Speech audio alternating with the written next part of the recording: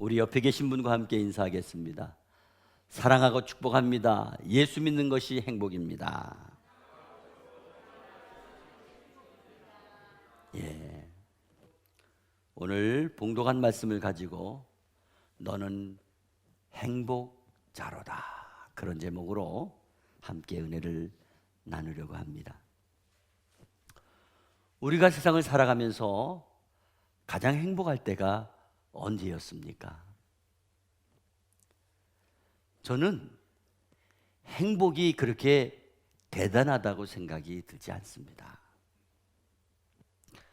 저는 온 가족이 모여서 함께 맛있는 음식을 나누며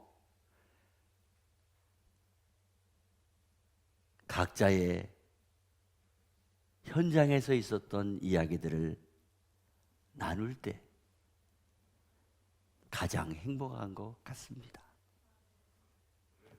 지난 월요일 자주 만나는 가족이지만은 사위와 또 손녀딸과 같이 만나서 생일을 축하해주고 또 같이 밥을 먹고 또 선물을 사주고 그러면서 이게 행복이구나 하는 생각을 했습니다. 행복은 결코 대단한 것이 아니라는 것이죠. 중국에서는 남성의 행복에 대해서 예쁜 여자를 만나서 살면 3년 행복하답니다.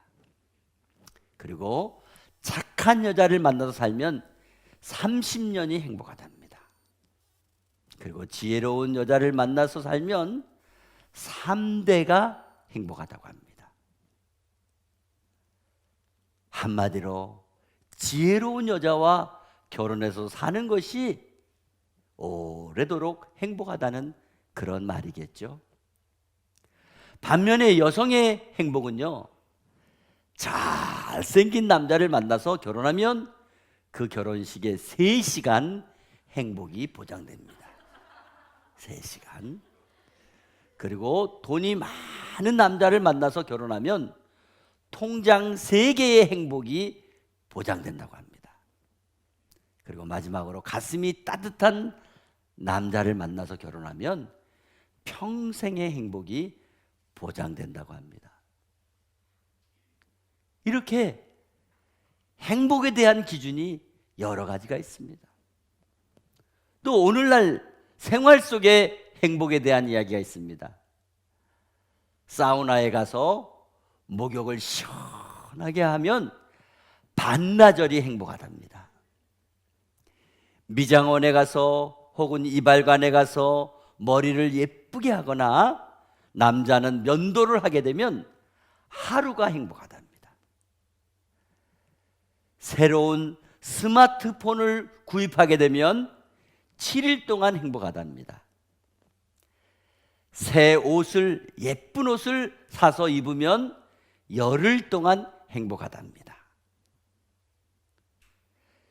새로운 신형차를 사면 한 달간 행복하다고 합니다.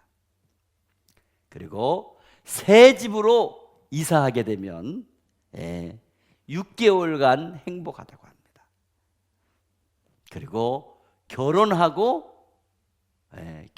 하게 되면 1년의 신혼이 행복하다, 그렇게 말합니다.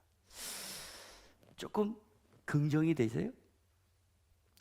그렇다면 우리는 매일매일 행복하기 위해서 사우나를 가든지 미장원을 가든지 이발소에 가든지 아니면 7일마다 스마트폰을 바꾸든지 열흘마다 새 옷을 사 입든지 그렇지 않으면 매달 새 차를 사든지 매년 새 집을 사서 이사를 가든지 아니면 또 결혼을 그렇게 해야 된단 말인가요? 그렇지 않습니다. 그렇다면 행복은 돈으로 사는 것과 같습니다. 돈을 많이 가진 사람만이 행복이 전유물이라는 것은 절대 아닙니다. 행복의 기준은 절대 물질적인 것에 있지 않은 것을 우리는 알고 있습니다. 우리가 알고 있는 대로 돈이 많고 명예로운 유명한 스타 중에도 스스로 불행하다고 비관을 하고 자살을 한 사람들이 우리 주변에 얼마나 많이 있습니까? 그렇다면 이 땅에서 진정한 행복은 어디에 어떻게 하는 것이 행복일까요? 이런 글을 본 적이 있어요. 남자의 나이 60세가 넘으면 꼭 필요한 것이 5가지가 있다. 첫째는 건강이 있어야 되고, 둘째는 아내가 있어야 되고, 셋째는 재산이 있어야 되고, 네 번째는 취미가 있어야 되고, 5번째는 친구가 있어야 된다. 공감하십니까? 또 반면에 60세가 넘은 여자에게 꼭 필요한 것이 5가지가 있다고 합니다. 첫째는 재산이 있어야 되고, 두 번째는 친구가 있어야 되고, 세 번째는 건강해야 되고, 네 번째는 애견이 있어야 되고, 5번째는 남편이 있어야 된답니다. 남편이 마지막이에요. 좀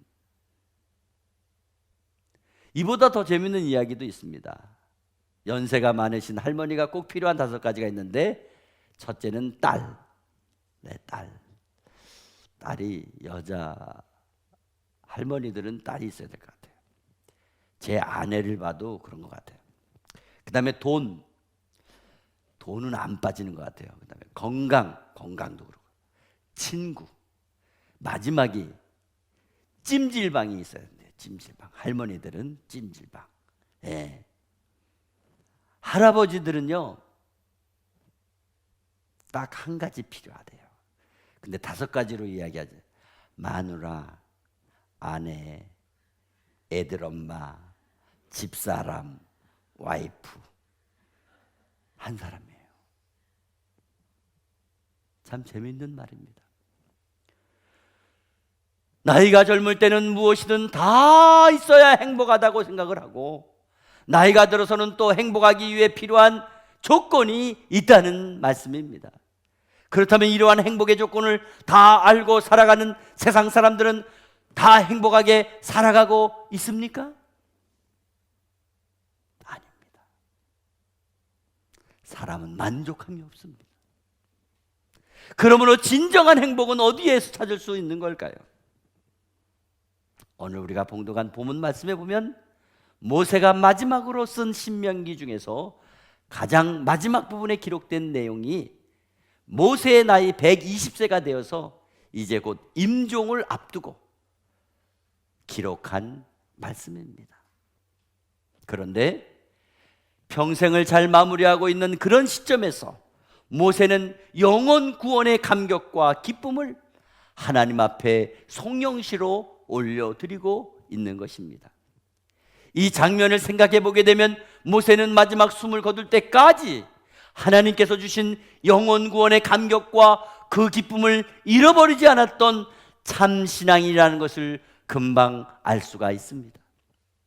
이것은 모세의 마음속에 이미 자기를 구원해 주신 하나님께서 얼마나 광대하시고 얼마나 전능하신 분이신가를 확신하는 최선의 태도이며, 자기와 자기 백성들이 아무 보잘것없는 존재임에도 불구하고 살아계신 하나님께서는 끝까지 철저하게 이끌어 주시고 인도해 주신 그 은혜에 대한 최선의 정성을 올려드리고 있는 것입니다. 그러므로 모세는 솟구치는 영원 구원의 감격을 자기 혼자만의 전용물로 쓰지 않고 찬송으로 엮고 부르고 있는 것입니다. 그렇습니다. 구원의 기쁨, 구원의 감격, 매 순간순간에 우리의 삶에 철저하게 개입해 주셨던 하나님의 역사, 결코 하나님의 자녀를 외면하지 않으시는 하나님의 온전하신 사랑, 이것을 알고 경험했다면 정말 기쁘고 행복한 찬송을 부를 수 있다는 것입니다. 이렇게 기뻐하고 하나님께 찬송을 드리는 것이 한 개인의 전용물이 아니라 예수를 믿고 구원받은 모든 백성들의 전용물이기에, 오늘 모세는 우리에게 가장 확실하게 나타낼 성도의 삶을 향하여 너는 행복한 자로다, 강한 메시지를 전하고 있는 것입니다. 그러면 오늘 모세는 예수를 믿는 저와 여러분을 향하여 왜 너는 행복한 자로다라고 선포하고 있을까요? 사실 모세는 자신이 지금까지 살아온 삶을 생각해 볼 때, 그리고 또 앞으로 이스라엘 백성들이 살아갈 그 모습을 상상해 볼 때 바로 행복 그 자체로 보여줬던 것입니다. 그러면 오늘날 모세가 저와 여러분을 향하여 지목하며 너는 행복한 자로다 라고 선포한 근거는 어디에 있을까요? 첫째로 영원한 생명으로 구원받은 것이 행복한 자라는 것입니다.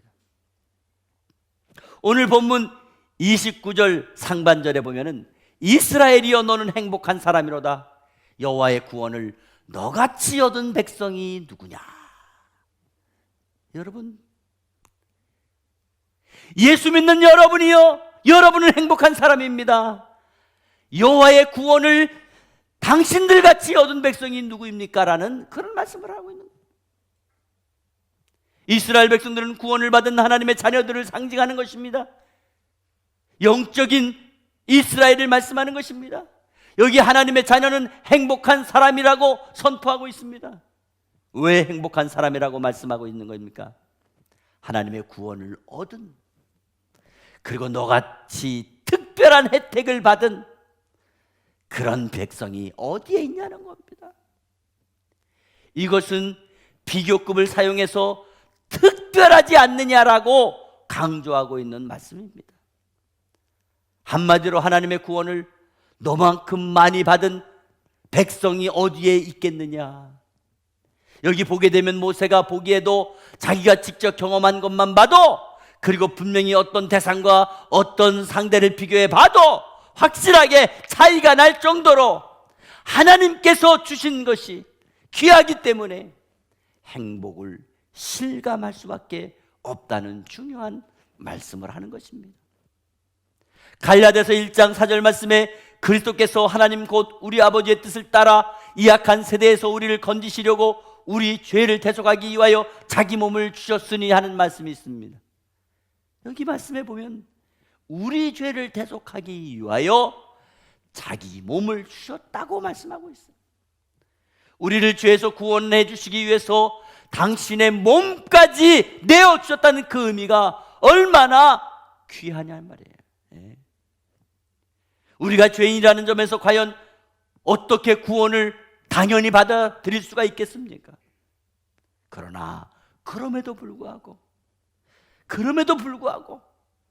우리가 받은 은혜가, 우리가 구원받은 백성으로서의 그 존재 가치가 행복한 존재로 크게 부각되고 있다는 것입니다.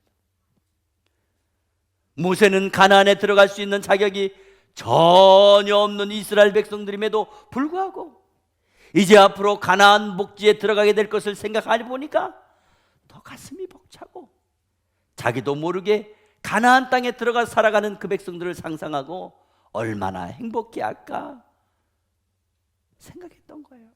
그래서 너는 행복자로다. 보아라 즐거운 우리 집, 밝고도 거룩한 천국에 거룩한 백성들 거기서 영원히 영광에 살겠네. 거기서 기쁘고 즐거운 집에서 거기서 영원히 영광에 살겠네. 그렇습니다. 바로 구원받은 백성을 알고 있기에 그는 너는 행복한 자야. 두 번째로 때를 따라주시는 은혜를 받은 것이 행복자라는 것입니다.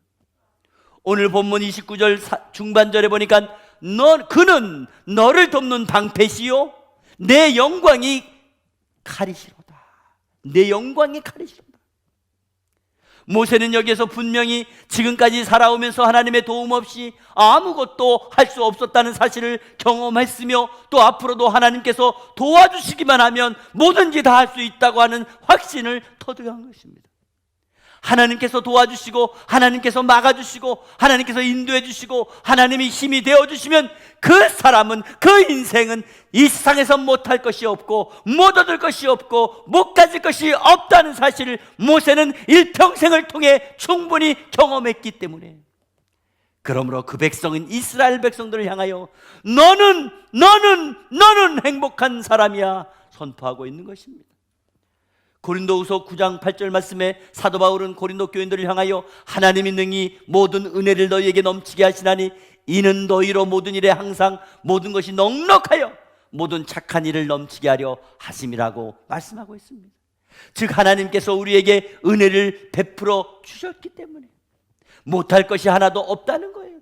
그래서 선한 일도 우리가 충분히 할 수 있게 해 주셨다는 것입니다. 그렇습니다. 하나님께서는 때를 따라 이른 비와 늦은 비의 은혜를 내려주시는 인생이 얼마나 능력이 있고 얼마나 담대하며, 그리고 주변에 힘들고 어려운 사람들에게 나누어주고 베풀어주는 행복을 느끼며 살지 않겠느냐 하는 생각을 하고, 그래, 너는 행복자로구나 선포하고 있는 것입니다. 사랑하는 성도 여러분, 그렇지 않아요? 우리가 하는 일들이 잠시 어려울 수 있습니다. 그러나 그때마다 고비고비마다 하나님께서 그 길목에서 우리를 지켜주시고 인도해 주시고, 그리고 반드시 풍성하게 하심으로 우리가 그것을 나누고 선한 일을 행하는 이 기쁨만큼 큰 행복이 어디 있습니까?